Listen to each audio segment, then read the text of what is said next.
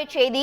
ஆந்திர மாநிலம் சித்தூர் மாவட்டத்தில் நிகழ்ந்த சாலை விபத்தில் 8 பேர் பலியாக இருக்கிறார்கள், 30 பேர் படுகாயமடைந்திருக்கிறார்கள். விவரங்களை செய்தியாளர் சரவணன் வழங்கிட கேட்கலாம். சரவணன், வணக்கம்.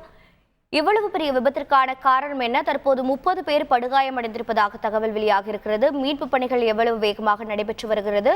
மேலும் முழு சேத விவரங்கள் என்ன?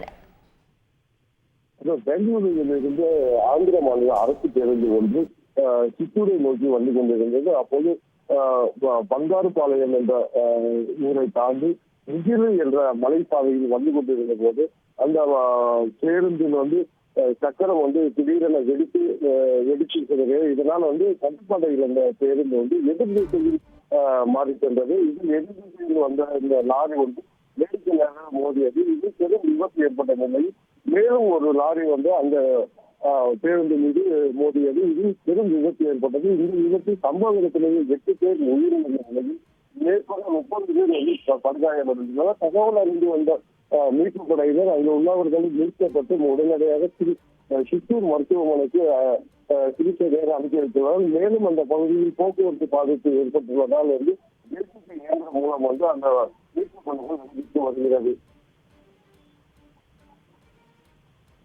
விவரங்களை வழங்கியதற்கு நன்றி சரவணன். செய்திகளை உடனுக்குடன் தெரிந்து கொள்ள உடனே சப்ஸ்கிரைப் பண்ணுங்க.